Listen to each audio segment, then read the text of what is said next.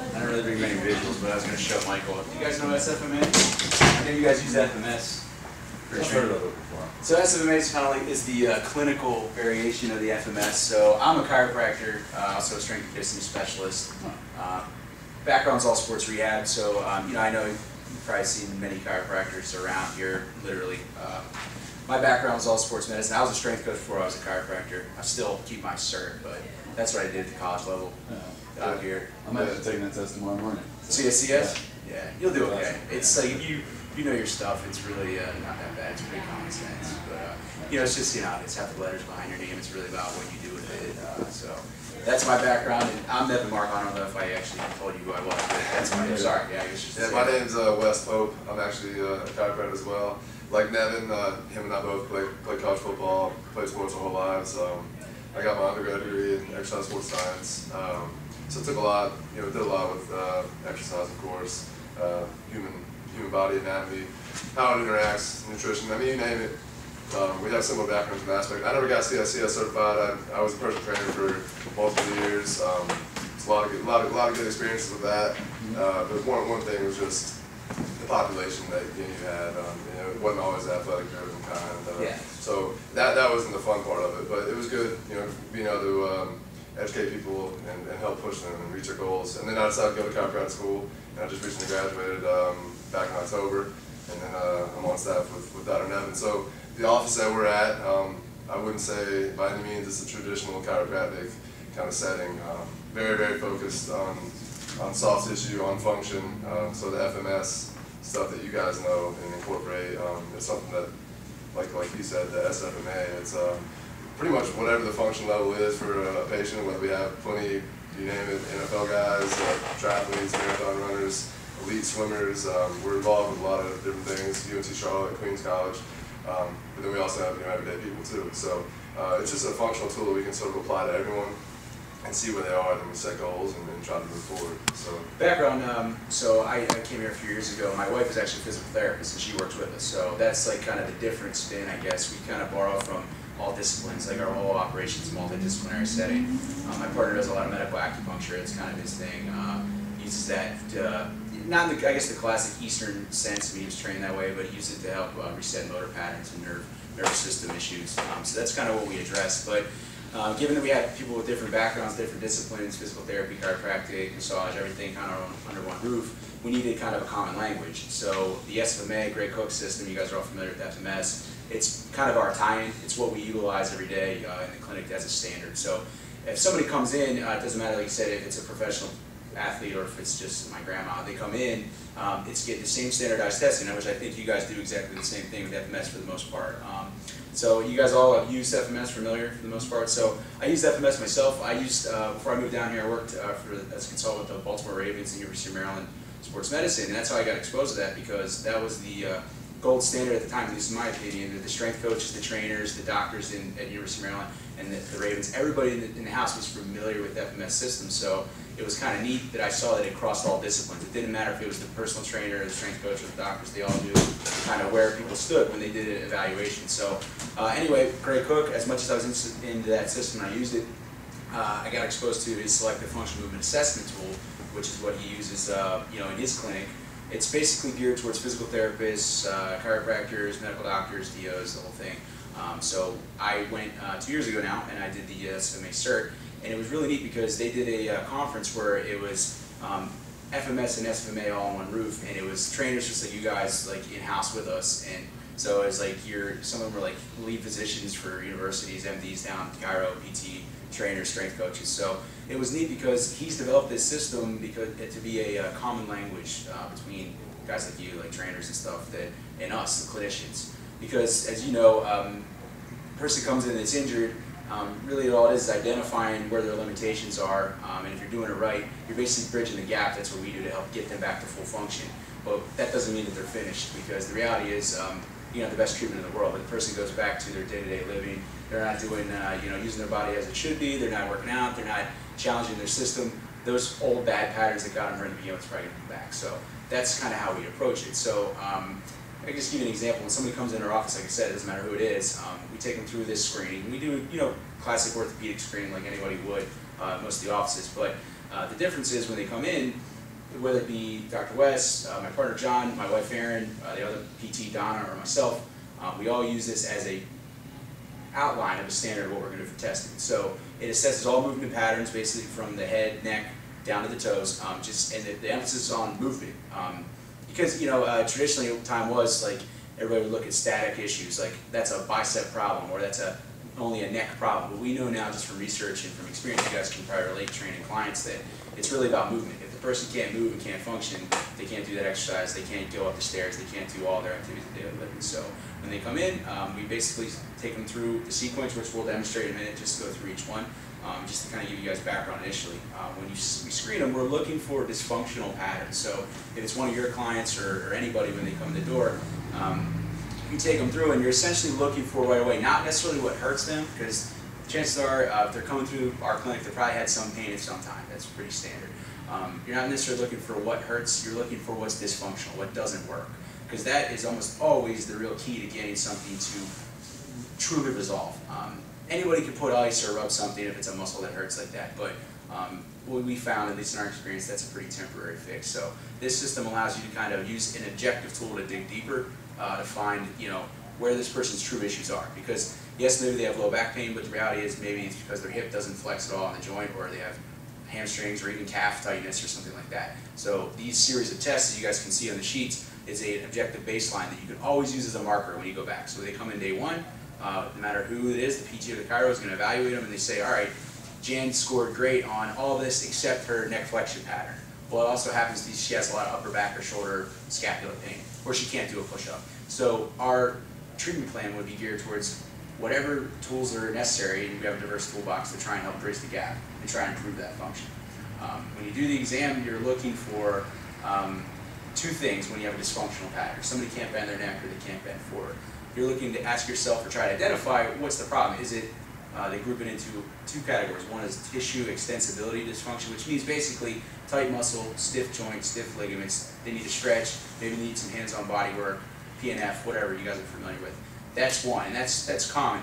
But as common, if not more so, is the other half of the spectrum. They may not be able to bend forward or bend their neck because they have what we call motor control dysfunction. So motor control is literally our brain and our body's ability to coordinate with each other to get a movement accomplished. So if I want to bend down and touch my toes, yes, my hamstring has to lengthen and all those other things, but I have to make all these micro calculations subconsciously on the fly to stabilize my hip, my foot to the floor, all these things. Just like you have somebody do an RDL or a squat, they have to be able to coordinate all those things automatically, which we think is, something we don't even consider, but our brain, our cerebellum that controls movements, doing that on the fly. So somebody may or may not be tight. Just because they can't touch their toes doesn't mean necessarily that their hamstrings are ridiculously tight. Maybe they don't have stability in their core, their spine, and their pelvis. So these tests, there's a whole battery of them. We go through and we try and identify what their true problem is. Rather than fit the person to the treatment, we try and fit the treatment to the person. So that way you really truly understand why they have a problem, or why the client can't squat in the gym. Maybe it's not because they're just so tight, it's because they have poor stability. And that's what this system helps us identify. I said a lot there in about 10 minutes. Questions on that? Give us 5 minutes, we'll come up with something. No, I mean, it's kind of, as you can imagine, it's kind of like a big topic to kind of just start going into. It was nice when I talked to Michael, you guys had some background on FMS, because you can imagine, talk to even the average person, I don't get this detailed into it, but a healthcare professional or a fitness professional, you try and really summarize the main key points, and that's really it, is using this as a tool for what it is to identify why people have a problem, not just guesswork. Like, I think this is just because this is what I think you have. You have an objective tool that we all can speak on. You want to add that?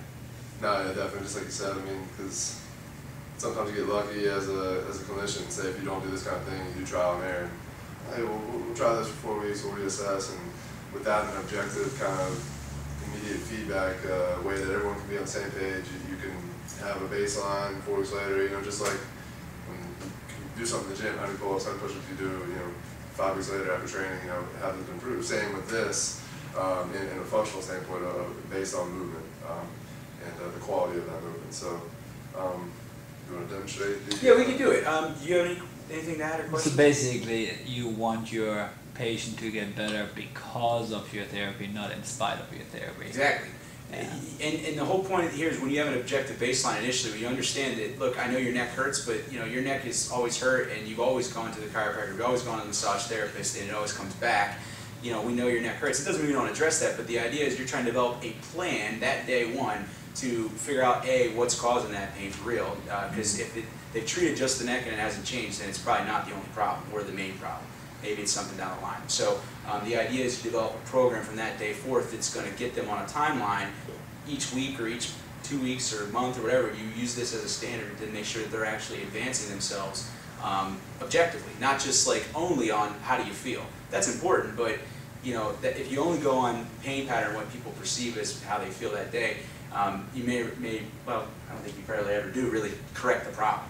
So this way you have a tool baseline that you try to strive for them with the therapy plan as just a plan or a path to follow to get advancement on these patterns, improve themselves physically and how they move and function, and then get them back to doing what they want to do, whether it be our NFL players playing football, or somebody wants to come back to the gym to work out, or somebody just wants to go and lift their kids. Like, you have to bridge that baseline from where they're dysfunctional and they can't do it to where they're functional and they can't do it. Does that make sense to you guys? That's kind of how we do it.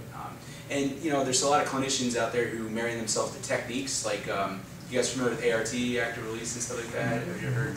I've been certified ART since 2004. I love it, but no matter ART, Graston, all these other tools, or acupuncture, even massage, they're all just tools. They're tools in the toolbox. So you can't marry yourself to just that technique, because what happens to that person if you can't use that to help them? That's why we follow a philosophy or a system like this rather than just marry ourselves to only a tool.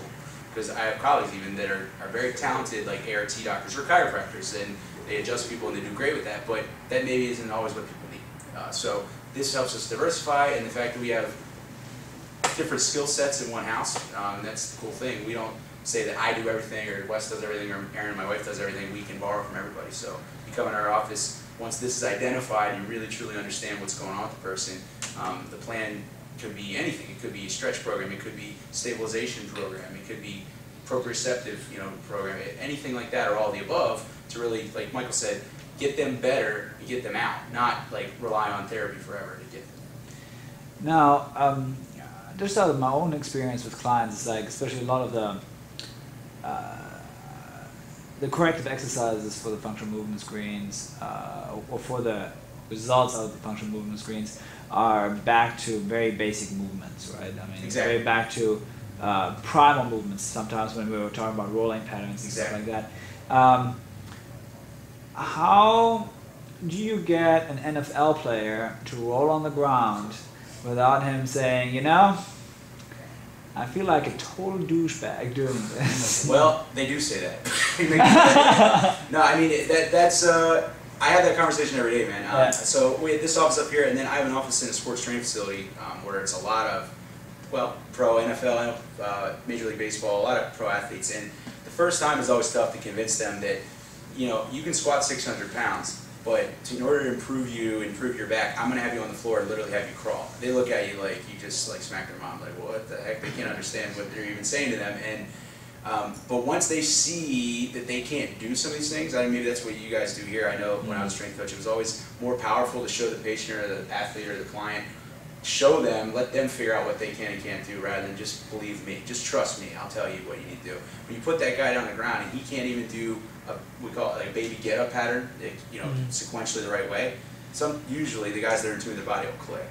So yeah, it does take a little bit of trust me, let's just see how this goes. But to your point, I wanted to kind of get that little intro thing out of the way so you at least kind of knew what this thing was about. Sure. But we can demonstrate maybe some of the exam, but then I'd love to get into that, because that's really, I think, truly where we're unique, and their system's unique. It's because everybody knows about PNF stretching and all these other things, and they're great tools. But the kind of new wave in therapy and in training is developmental kinesiology, using developmental motor pattern control and training to help change the nervous system, not just change a muscle.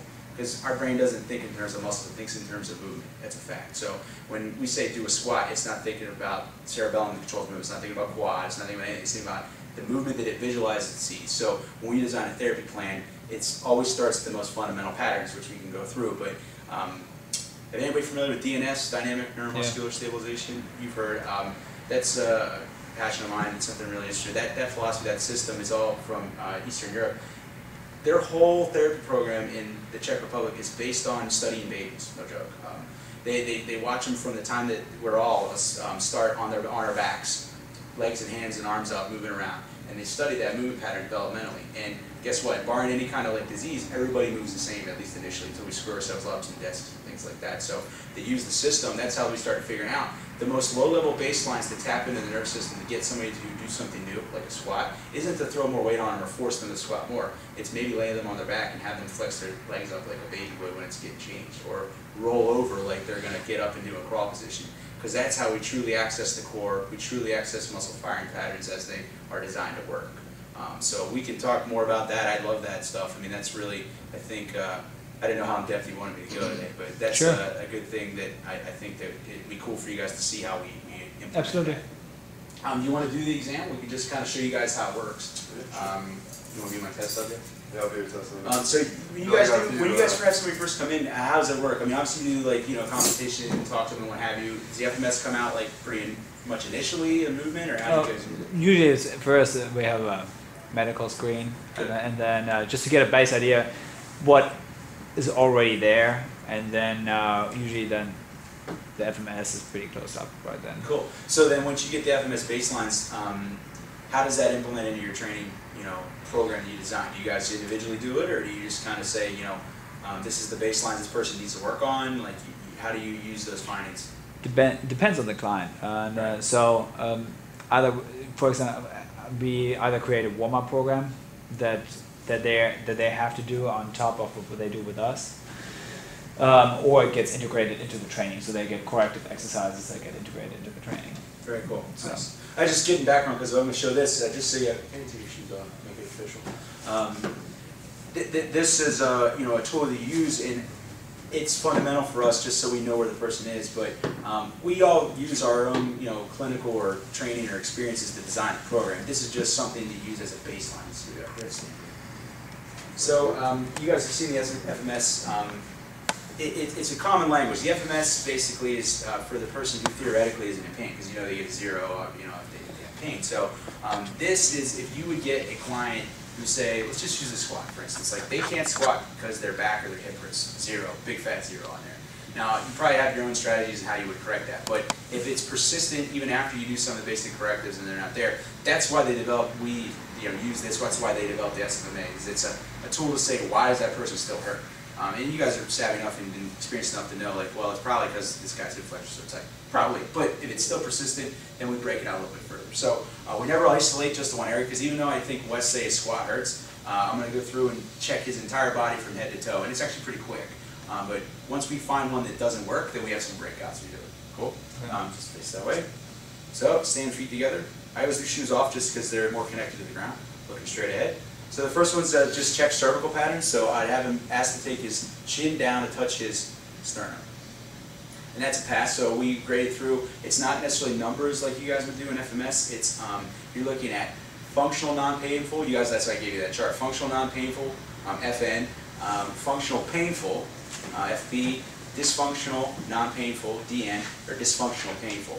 Believe it or not, even though he's had pain, you're always looking for the pattern that's, or the movement that is dysfunctional and non-painful, that they can't do that doesn't necessarily hurt. Because the one that hurts is probably a sign that that area of the body is overloaded. So that was what we call it, functional non-painful, FN. So go ahead, I'll have you look up to the ceiling as far as you can.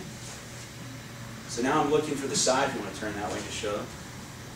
I'm just making sure that his ears can clear his thoracic spine. So when you extend your neck, you don't really actually move just from your neck. You're actually moving through your thoracic spine. So you're trying to see if the person can extend. I'd say he's pretty good there. Maybe a little stiff. That's a limited one. Yeah, he's a little limited.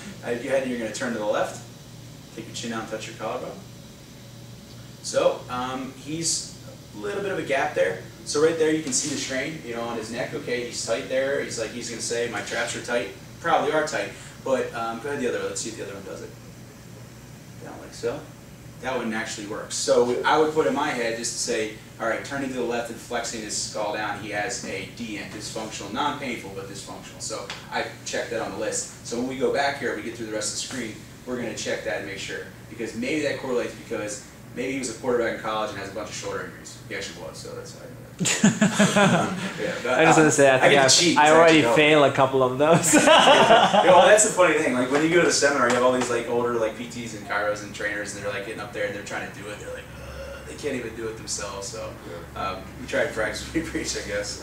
Feet together. So I'm gonna have you take shoulders back and touch behind you. Oh, this is even worse, man. My shoulder. I didn't know I was gonna expose you. I should have grabbed one of you guys. Yeah, no. Go ahead. And then the other one, touch underneath. So you can see in the mirror, I'm just looking to see how close you get. If he's within finger's length away, then I'd say that's functional. Go ahead the other way. Here's that one. So he's a right-handed quarterback. He's more than a finger length away. So that's functional. But maybe you guys, I mean, I don't know how clinically, oriented you are when you do the training, but if you've done FMS, you probably already know. But your gears go. You can see already 2 of them checked off and they correlate. I can't turn my head left, I can't look down, and I can't rotate my shoulder. So this whole chain, I'm already going into and thinking. And you guys can tell us that, but the question then would be why? We'll go through the next one real quick. So you're going to go hips back, flex down as far as you can. So forward flexion pattern, this is good. I'm just looking to make sure that he can move through his hips and not his spine first, which he did. That's great. Go ahead, hands above your head. Hips forward, extend back now. That's good. I'm just making sure he can extend through his thoracic spine and hips again. He can get down behind. He did. Have you go ahead and rotate like you're going to keep your torso, look at the window. That's great. Full and the other way. Okay, squat for me. Overhead squat. So this is just like FMS, but without the board. And look, deep squat. So that would be borderline, like I would say, you guys do FMS. I mean, you're supposed to, kind of score stingy, as they say. Not bad he got down there, but you can see probably in the window even like his tailbone, he kind of breaks, he gets into lumbar flexion, he pitches forward a little bit.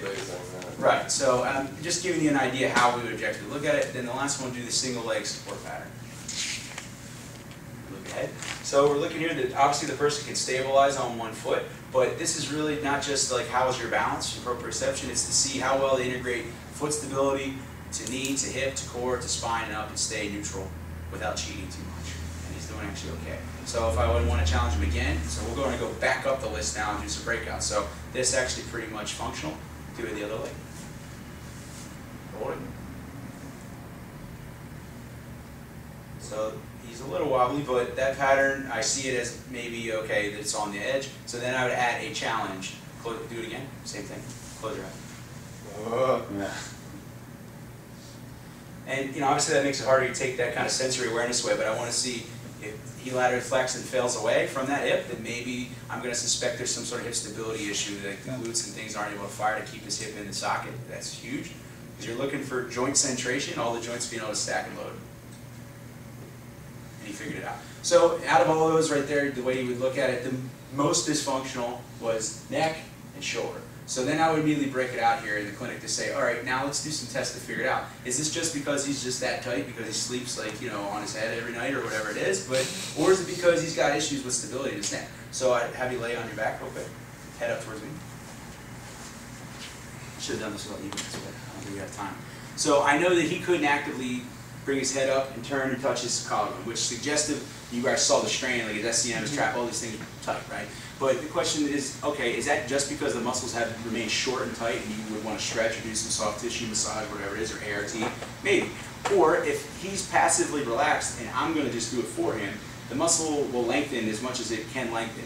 But the one element we're taking out of the way here is his ability to stabilize and control, the motor control aspect of it. So if I take it up and over, he can actually touch no problem.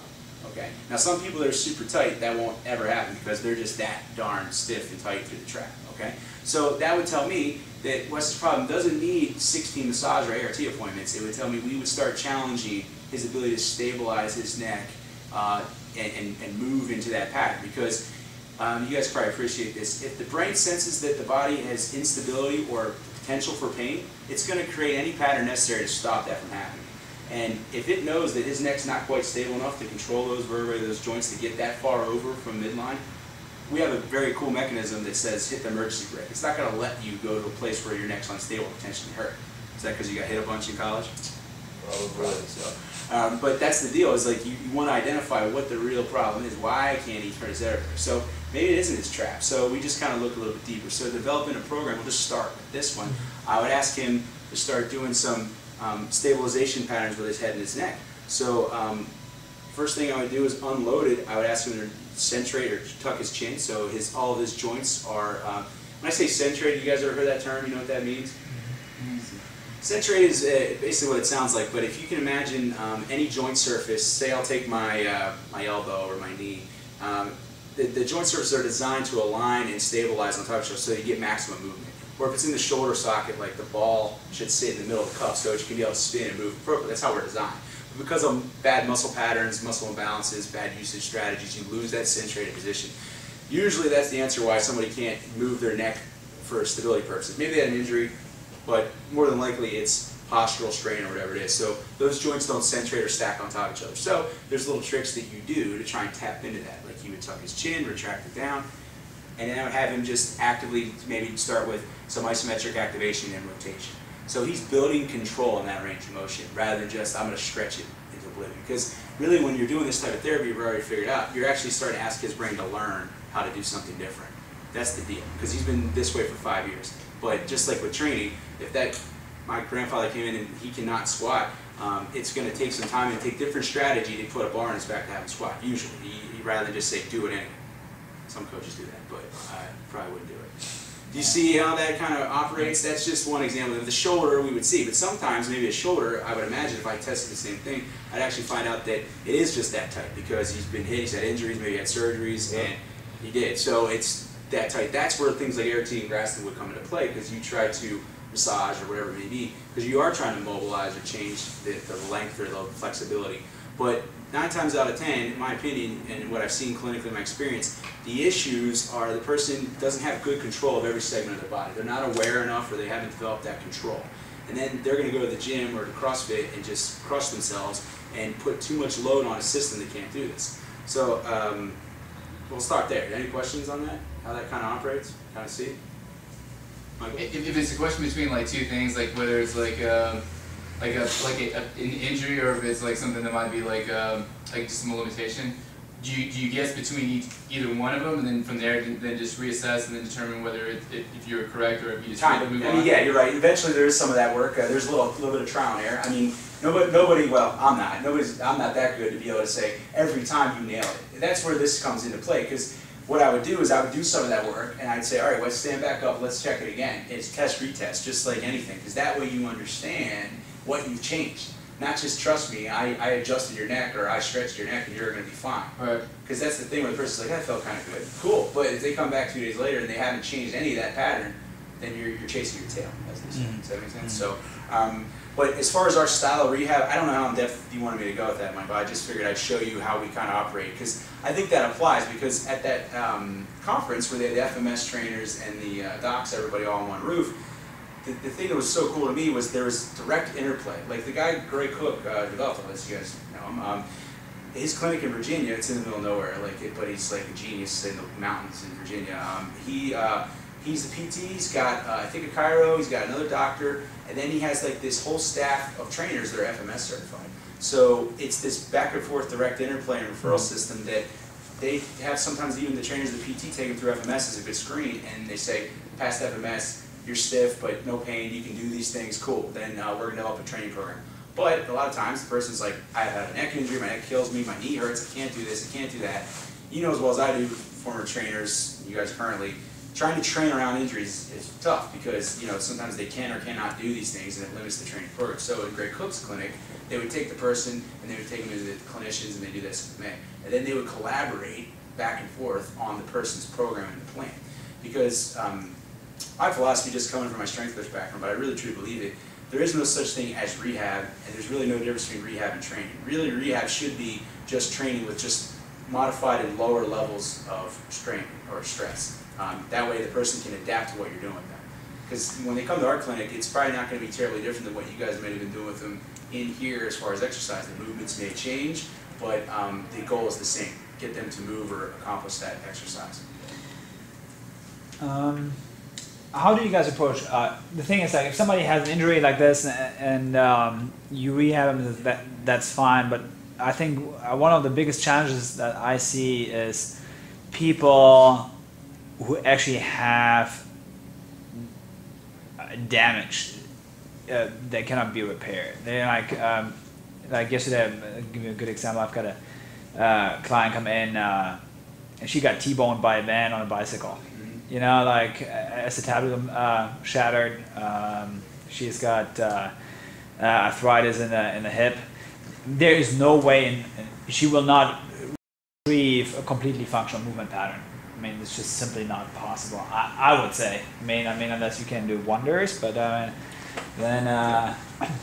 So how do you approach people who have chronic injuries, and especially I think some of your athletes, especially later on in their professional career, or we're talking about, for example, what happens with us, more like older athletes who start, you know, like they have their second spring, so to speak. They I'm going to go back into sports, despite what else is going on. How do you approach those guys?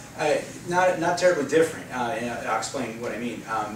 If that lady came into my office with that, I would know from their history, of course, and screening that that's an issue, a major issue. And we all know you take away the hips, you're completely well screwed with the system and movement. We know this. So really what I would do is I would still do this. I would still understand what she can and can't do otherwise. I know that that's a fundamental blockage, and you're probably right. That's something that has a low ceiling, as we say, as far as improvement. But I never say never as far as improvement. Yeah. You know, resolution, of course not. But with somebody like that, a funny thing happens. Even though her hip is so messed up, the reality is the rest of her body has had to have compensated poorly or negatively or positively, I guess, to what's happened in her hip. So understanding how the rest of her system moves and functions and addressing those other neighborhood issues would be my first approach to try and help clear that. Because if her hip is what it is and it's not going to move or improve, I would start looking upstream and downstream, looking at ankle, looking at thoracic spine, looking at things that I know that are, all things being equal, should and could improve. Because kinetic chain, you guys know in physics, I mean, from the time the foot strikes the ground, no joint's going to work in isolation with gravity. So it's not about just her hip, it's going to be everything else in the chain. So I would say that we could help just about anybody, but I admit, I mean, I don't sit here and try to sell people that you're going to fix an injury that can't be trained. No. But I do believe there are better roads to pursue, because, you know, with something like that, I'd spend my whole career just doing ART or Graston or massage or whatever to her hip and not see it. But it would try to improve her system so she can do functional baselines. So we always look at objective tools or objective measures or goals when they come in. Just I'm sure you guys do. They want to lose weight. Well, with me, that lady wants to get up out of her car without pain. Maybe her hip's kind of screwed, but can I get her to stabilize her pelvis and core better? Can I get more mobility out of her knees and her ankles to be able to do that? That's kind of the strategy we would employ. Yeah. Which was kind of funny because she in the deep squat she scored a 3, which I did not anticipate. Wow, so there you go. She, in the split squat she scored a 3 and a 2, and leg raise was 3 and 3. I mean, I was like, and then she completely failed in anti-rotational stability. That's where then she completely fell apart. But that's the deal. Is like if you measure thin rotational stability, like you're not looking at just the hip. You're looking at what other components would do that. Yeah, and the thing is, the threes were all. This is where I think this is critical. I think she was a 3 in movement, but a 0 because of pain. Exactly. Yeah. You know, like, so she is functional, but in pain. So in that case, that's where that whole DNS developmental kind of approach would come into play, because somebody like that has pain, even though she can do the movement, because like a lot of athletes, like we get some of these guys, NFL guys that have been playing in the league for years that I've gotten to know, they can do just about anything you ask them. They're superhuman, but they hurt. And you got to ask yourself, like, is there a limit to how they can do that forever? We all know that's the case. Like NFL football players, like age 30, I'm 31, I would be basically about ready to retire, if not already. Not because I can't physically do some things, because my body's worn out. And if you're using poor strategies to get that number 3 on the squat, and you can do it, but you're hurt, that's how you're going to get in trouble. That's what we try to identify and correct with them. I've got one more question. Yeah, sure. You guys have any questions on that? Does that make sense? Hey, you can wait. Yeah. Just give me 5 minutes. Do I have to cut in your lunch? Okay. I know you're Mike is in Germany, he doesn't even give us a lunch. Well, don't they take naps over there? Yeah. Well, I'll take plenty of naps here. Yeah, just like Michael said, though, I mean, the question, the regional interdependence on everything, how important it really is. I mean, old school thought, you look at a hip motion or, you know, any kind of, you know, ability to internal external rotate the hip, and just the combination of so many motions in the squat. They might not have any knee issue at all, and you know, you can lay them on the back, flex, extend the knee, this and that, but it's just when it's combined with motions of the hip and how the hamstrings and the IT band and the sartorius muscle pull on the knee, then it causes pain. So So you look at runners, like you guys probably hear that a lot, or maybe you are a runner. Like a lot of runners, we work a lot of runners, triathletes, and they'll come in like, I was fine, I didn't do anything. And then like one day I woke up and I had this problem. It's cumulative load. Like if you're using poor movement strategies, poor stabilization strategies, and you're not really aware of it, which is common, and you're loading your system over and over and over again. I do 20 miles a day.